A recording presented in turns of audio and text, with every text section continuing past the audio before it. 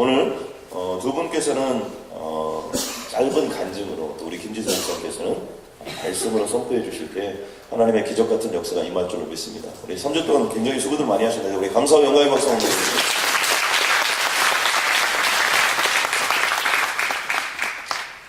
지난해 9월부터 받은 선교 훈련의 일환으로 니카라구아로 8명의 팀원들과 단기 선교를 다녀왔습니다. 직장과 교회 건축 등의 여러 과제들을 뒤로하고 선교를 가는 것은 쉽지 않았습니다.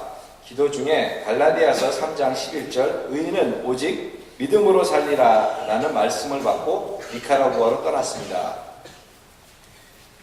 이번 선교의 목적은 이스라엘의 12명이 가나안 땅을 정탐한 것 같은 선교 정탐이었습니다. 우리의 주사역은 말씀을 읽고 니카라구아와 그곳에 있는 선교사님들을 위해서 기도하는 것이었습니다.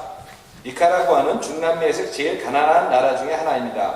일반 노동자들이 한 달에 150불을 벌지만 국회의원들은 7,000불 정도를 받는다는 나라입니다. 마나구아가 수도인데 마나구아 국제공항은 70년대 한국 버스 터미널을 연상하게 합니다. 70%의 국민이 카톨릭이라고 하지만 중남미의 카톨릭은 토속신앙과 혼합되어 무속신앙입니다. 카톨릭 신부의 옷을 입은 주수사가 교회 안에서 신면조의 목을 손으로 따서 제단에 피를 뿌리고 각종 무속신앙의 예식이 올려집니다.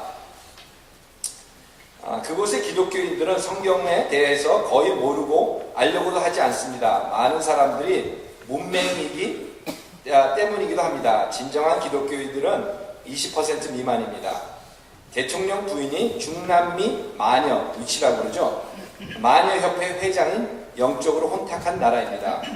남미 쪽이 많이 그렇지만 성적으로 문란한 나라입니다. 여자아이가 13살에서 14살이면 임신을 합니다. 남자들은 한 여자와 살다가 아이들을 여자에게 맡겨놓고 다른 여자와 결혼도 않고 같이 삽니다. 여자도 한 남자가 떠나면 다른 남자와 동거를 시작합니다. 여자들이 아이를 맡아서 키우기 때문에 아버지 날은 아주 썰렁하지만 어머니 날에는 모두 목숨을 건다고 합니다. 이곳에 하나님의 구원이 필요했습니다. 저희는 아침 저녁으로 말씀을 읽고 기도하는 말씀 기도를 매일 5시간 정도 이 땅을 위해서 했습니다. 그곳에 머무는 중 하루를 정해서 24시간 연속 기도를 했습니다. 한 사람이 24시간 중에 최소한 9시간을 이 땅을 위해서 기도했습니다. 여러 선교사님들의 사역지를 방문하여 사역에 대해서 듣고 그분들을 위해서 기도해 드렸습니다. 그럴 때마다 선교사님들은 우셨습니다. 다양한 사역을 하시는 선교사님과 현지 목회자분을 10분 이상 만나 뵈었습니다. 그 중에 한 분은 자비량으로 자기 돈으로 선교를 하시는 UBF 선교사님이셨습니다. 그 부부는 한국에서 인류 대학을 졸업하고 편안한 삶을 살 수 있는데도 하나님의 사명을 위해서 그곳에서 꾸준히 일을 하시면서 그 돈으로 대학생 선교를 하고 계셨습니다. 그분을 보면서 선교사님은 특별한 사람이 하는 것이 아니라 누구나 다 하는 것이라는 것을 다시 한번 깨달았습니다. 선교사님들을 만나 뵈면서 그분들을 모두 다 하나님의 부르심을 기쁨으로 순종했다는 것을 알게 되었습니다. 그분들에게는 바라는 것을 실상으로 보이지 않는 것을 증거로 받아들이는 믿음이 있으셨습니다. 여러 교회를 다니며 간증, 찬양, 율동, 기도로 섬기고 노숙자들에게 점심 배식도 했고 노동도 했지만 우리의 주 사역은 말씀과 기도였습니다. 같이 간 한 자매는 선교를 와서 사역을 하여야지 매일 말씀과 기도만 하여야 하는가 하며 갈등을 했다고 합니다. 하루는 사도행전 6장에 사도들이 오직 기도와 말씀에 힘쓴다는 대목을 가지고 기도를 하는데 그 자매가 울면서 회개를 하기 시작하였습니다. 사역도 중요하지만 선교의 주축은 말씀과 기도라는 것을 알게 되어 감사하다며 눈물을 흘렸습니다. 말씀과 기도면 충분합니다. 니카라구아 땅에 선교 정탐을 하면서 그곳을 구원하시려고 일하시는 하나님을 보았습니다. 선교는 하나님이 하십니다. 제가 사진을 조금 준비했거든요. 사진 잠깐 보면서 잠깐 보시겠습니다.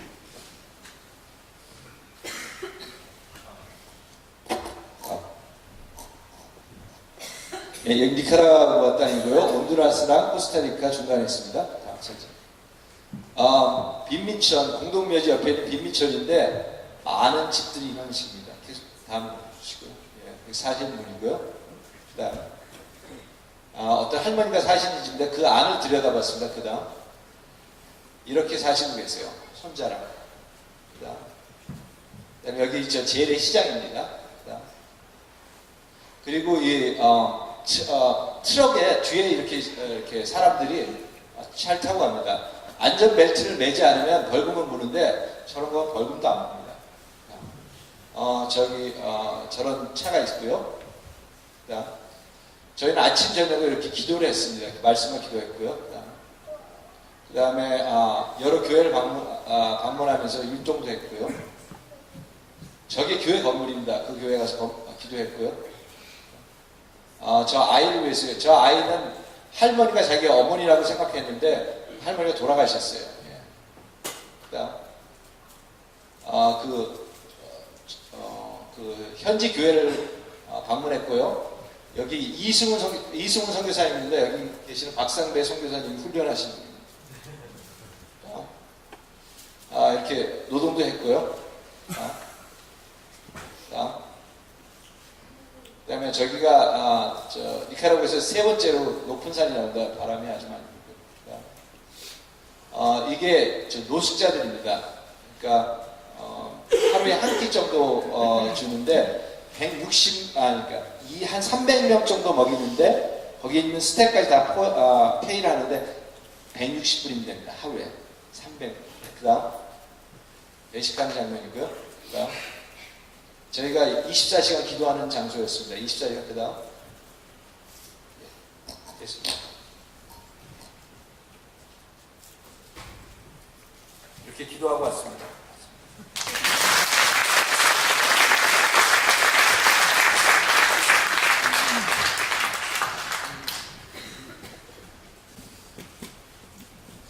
저희 페루 팀도 가서 15박 16일 동안 했던 내용은 지금 방금 전에 우리 조합 집사님 말씀하셨던 거하고 이상이 없거든요.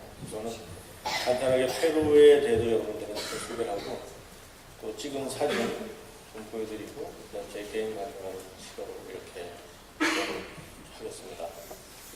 페루는 남미에서 세 번째로 큰 나라입니다. 브라질, 그다음에 아르헨티나, 그다음에 페루입니다. 저희는 1월 5일부터 1월 21일까지 15박 16일 동안 8분, 각 속하는 다른데 8분이 같이 떠났습니다. 페루는 저희 남한의 한 13배 정도 되는 그런 큰 나라였고요. 인구는 한 3천만 명, 그중에 수도 리마에 한 1,000만 명 정도가 살고 있는데 지금도 계속 각 안데스 산맥이나 이런 쪽에 있는 인디오들이 계속 리마로 모이고 있습니다. 그리고 그들이 사용하는 언어는 84%가 스페인어, 그 다음에 인디오들이 사용하는 언어들이 상당히 있고요. 그 다음에 페루의 종족은 인디오가 45%, 메스티족은 인디오하고 그 다음에 스페인, 백인들하고의 혼혈, 메스티족은 37%, 그 다음 백인이 15%, 기타 동양인 크게 계산 3% 정도 이렇게 비교가 되어 있고요. 종교는 캐톨릭이 63.5%입니다. 그리고 기독교가 13%, 그 기타 26.7%고요. 정치는 거기가 임기 5년의 대통령 중심제로 지금 이루어져 있고요. 지금 대통령은 알렌 가르시아 페레스라는 분이 대통령이 됐는데 올해 4월 달에 지금 거기 대통령 선거가 있습니다. 그래서 후지모리 대통령의 딸 되는 케이티? 이번에 출마를 하는데 강력한 후보 중에 하나라고 이렇게 얘기를 하고 있습니다. 그래서 페루의 역사는 잉카 문명의 중심지였고요. 그 다음에 스페인 식민지였고 1821년에 독립하였습니다. 그리고 지형은 크게 세 지형으로 나누게 되는데 해안 지역이 있고요. 해안 지역은 주로 대도시들이 다 있습니다. 리마시를 중심으로 해서 페루의 큰 도시들이 자리하고 있고요.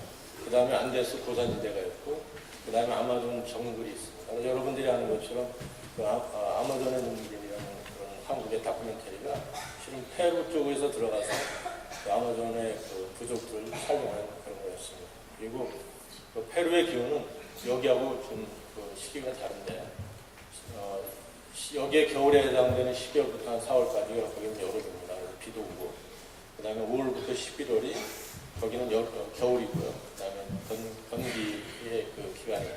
그리고 페루의 경제는 가장 큰 수입원이 관광이고요. 그 다음에 수산업이고, 그 다음에 광업이고, 그 다음에 미국과 한국과 지금 FTA가 체결되면서 가장 고도 성장을 지금 이룩하고 있는 나라가 지금 페루입니다. 그리고 그들이 즐기는 스포츠는 축구하고 배구인데 특히 여자들은 배구들을 많이 합니다. 그래서 1988년도 한국분이 감독이 되셔가지고 88올림픽 때 은메달을 땀으로 인해서 배구에 대한 그 인기도가 상당히 높고 지금도 대표팀 감독은 한국분입니다. 그리고 거기 그 페루에 사는 그 한인들이 리마시를 중심으로 해서 1000명 정도 계시고요.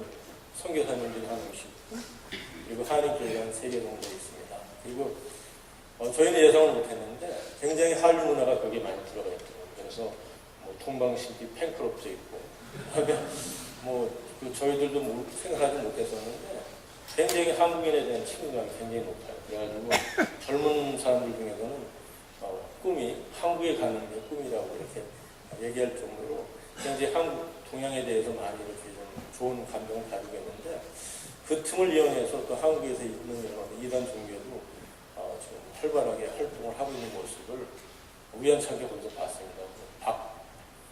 박옥수라는 그런 단체가 있는데 거기에서도 와서 그분들이 이렇게 활동하는 것 같습니다. 이상 간단하게 페루에 대해서 보고를 드리고요. 그 다음에 저희가 찍은 사진을 좀 같이 나오도록 하겠습니다. 저희가 지금 공항에서 출발하기 전에 8분이 같이 찍은 사진이고요. 그 다음에 지금 보이는 저 사진이 그 페루 대통령궁입니다. 대통령궁을 찍은 사진이고요. 그 다음에 그 페루 그 리마시에서 가까이에 있는 그 높은 산에 십자가가 있는데 저희가 거기 올라가서 페루시 한 부분, 리마시의 한 부분을 찍은 사진입니다. 그리고 저 건물은 그 대통령궁 옆에 있는 커다란 캐톨릭 성당인데요. 남미도 그렇고 또 페루도 그렇고 이 큰 도시, 또 주요 건물, 또 광장, 사람들이 많이 모이는 곳에는 항상 저런 커다란 성당이 있는 것이 특징이었습니다. 그 다음에 저희들이 저기는 지금 대법원 앞에서 저희들이 같이 페루 땅을 위해서 기도하는 장면입니다. 그리고 저기는 리마시 중심에 있는 광장인데 그 마약과 그다음에 그 동성연애자들 매출 이런 것이 활발하게 이루어지는 좀 영적으로 굉장히 어두운 그런 지역에 저희 기도팀이 가서 이제 기도하기로 준비하는 경우가 있습니다. 그리고 저 장면은 저희가 그 리마에 있는 한인연합교회에서 주일날 같이 예배드리는 장면입니다. 그리고 저기는 저희 그 현지인 교회 저희가 방문해서 저희들이 그 워십을 하고 있는 장면이고요. 그 다음에 그 리마시에 그 빌리지를 저희가 방문해서 거기는 이렇게 좀 마을들이 그 취안이 안 좋아서 그런지 이렇게 게이트를 많이 설치해 놨더라고요. 그래서 그 게이트 안에 들어가서 저희들이 사람들이 모이길래 저희들이 워십을 하고 있었습니다. 그 다음에 좀 저기 지금 강의하시는 분이 지금 저희를 안내했던 그 김재영 그 선교사님이거든요. 저분은 브라질에서 태어났고 아르헨티나에서 공부를 하시고 그 다음에 대학과 신학은 한국에서 하셨는데 한국 총신에서 공부를 하셨다고 합니다. 그래서 4년 전에 지금 그 페루에 오셨는데 굉장히 스페니쉬가 제일 편하신 분인데 지금 그 젊은이들 그 집회가 저희가 가 있는 기간 동안 한 6,000명이 모이는 크리스천 젊은이들의 집회가 있었는데 그 중에 한 그 섹션을 맡아가지고 강의를 하고 있는 모습입니다. 저희가 지금 그 리마의 여러 지역에서 많은 그 인디오들이 모이기 때문에 그들의 살 거처들이 저는 산 같은데 메마른 산에 조그만 운목을 짓고 사는 그런 모습을 내가 찍은 거고요. 저기 그 어느 한 인디오 그 가정에 저희들이 지붕을 좀 공사해주는 장면입니다. 그리고 저희들이 거기에 한 가정을 밤에 방문해서 그 가정에 그 자녀를 놓고 기도하는 장면이고요. 또 마찬가지로 어느 한 가정도 저희들이 방문해서 그 가정을 놓고 저희들이 같이 기도하는 장면입니다. 저기는 지금 오른쪽에 보이는 분이 목사님인데 저번에 아버님도 목사님인데 그 안데스 산맥에도 도착하시다가 그 게릴라들 테러리스트에게 그 목베인을 당하신 순교자의 집안인데 지금 이 도시 빈민 지역에 와서 좀 사역을 하고 있는 분과 같이 얘기를 나누는 장면입니다. 저희들이 드라마를 현지인교회에 하는 거고요. 그 다음에 현지인교회 많은 분들과 같이 저희들이 지금 같이 기도하는 장면을 찍은 겁니다. 그리고 저희들이 마지막 날 그 페루에서 사역하고 있는 모든 선교사님을 초청해서 같이 식사하며 기도하는 시간을 가졌거든요. 그래서 그 자리에 한 20여 분의 그 선교사님들이 참석해서 저희들이 같이 기도하고 식사하는 교제 시간을 가졌었습니다. 네, 이상으로 제가 그 사진을 보고 마치고 저희 간증을 말씀드리도록 하겠습니다. 비전 트립 기간 동안 하나님께서는 내게 그런 중 너희가 어떻게 행할지를 자세히 주의하여 지혜 없는 자 같이 하지 말고 오직 지혜 있는 자 같이 하여 세월을 아끼라 때가 아끼니라. 에베소서 5장 15절에서 16절 말씀을 붙들고 나갈 것을 말씀하셨다. 처음 가거나 낯선 페루에 팀원으로 확정된 다른 7분들이 저마다 개성도 뚜렷하고 속한 교회도 다르고 잘 알지도 못하는 관계 속에 16박 17일을 함께하기 위해서는 하나님이 주시는 지혜가 정말로 필요하다는 생각을 갖게 하셨다. 그 지혜는 바로 인내함에 있다는 것을 1월 5일 말씀 기도를 할 때 히브리서 10장 36절에 너희에게 인내가 필요하면 너희가 하나님의 뜻을 행한 후에 약속하신 것을 받기 위함이라는 말씀을 알게 하셨다. 인내가 고통으로만 끝나지 않는 것은 이루어진다는 믿음의 소망이 있기 때문이다. 바라는 것들이 실상이 되기까지 보지 못한 것이 증거가 되기 위해서는 인내로 극복하고 견디는 시간을 통하여 그 결과로 나타나게 되면 마음에 새기게 하셨다. 페루에서 여러 현지인을 만나면서 또 그들과 예배를 드리면서 그리고 높은 산 정상에는 대부분 세워져 있는 십자가 또는 예수님의 형상을 보면서 우상화된 십자가 앞에서 향을 피워놓고 소원을 비는 모습들, 개신교와 캐토릭을 자신들의 이해에 따라 쉽게 넘나드는 그들, 이것이 과연 저들 안에만 있는 문제인가 하는 생각을 갖게 하신다. 혼합의 내용물은 다를지 몰라도 여전히 내가 보고 생각한 틀 안에 갇혀 충만한 자기위에 따라 하나님을 내게 맞추려 하는 자아추구, 그리스도가 주인이 되지 못하고 내가 주인이 되어 살아가던 나 또한 저들과 무슨 큰 차이가 있을까. 여러 사역지를 방문하여 여러 선교사님들을 만나게 되면서 하나님께서는 각 사람을 그분의 은사에 맞게 사역을 허락하고 계심을 보게 하셨다. 활기찬 모습으로 사역하고 계시는 분들과 함께 기뻐하며 찬양과 감사를 드리기도 했고, 지치고 피곤하여 영적 우울함 속에 계신 분들과 말씀과 기도를 통해 함께 힘을 얻기도 하면서 내 안에 주시는 마음은 현재 저분들의 모습이 어떠하든지 하나님의 뜻을 행하고 또 행한 후에 약속하신 것을 받기 위한 인내의 시간 속에 계신 분들이라는 것이었다. 누구든지 지는 자는 이기는 자의 종이 됨이라는 베드로후서 2장 19절의 말씀을 페루에서의 마지막 날 아침에 묵상하면서 잉카 제국의 몰락의 과정과 영적 싸움에 대해 생각하게 되었다. 스페인의 180명 정복대에 의해 날개가 꺾이고 멸망되었던 잉카 제국. 아무리 스페인 군대가 식무기로 무장한 막강한 군대라 하여도 수적으로 최소한 몇십만의 군대 동원이 가능했던 잉카의 멸망은 미스터리이지만 그 안에 이유가 있음을 알게 되었다. 형제간의 왕권 다툼으로 제국이 둘로 분열되면서 힘이 분산된 이유도 있었지만 그것보다는 잉카 제국을 멸망시키려는 스페인 군대의 계략을 보지 못하고 나그네를 환대하는 그들의 간섭에 따라 무방비로 스페인 군대를 맞이했던 왕의 무지와 안위함은 스스로를 사로잡히게 했고 제국은 몰락하게 되었으며 모든 잉카인은 스페인의 노예로 전락하게 되었다. 지구 멸망시키려는 계략으로 접근하는 악한 영과의 싸움에 나의 상식과 경험 그리고 인간적인 방법은 힘없이 무너질 수 있고 사탄의 종이 될 수밖에 없음을 보게 하신다. 내가 서 있는 곳이 어디에 있든지 누구와 함께하든지 계속적으로 하나님을 따르는 길과 세상을 따르는 길 중 하나를 선택하며 가야 하는 이 땅의 삶 속에 이번 비전 트립 중에 주신 말씀인 너에게 인내가 필요하면 너희가 하나님의 뜻을 행한 후에 약속하신 것을 받기 위함이라는 것과 누구든지 지는 자는 이기는 자의 종이 됨이라는 말씀을 통하여 하나님 안에서 인내와 승리가 계속되어야 함을 마음에 새기게 하신다.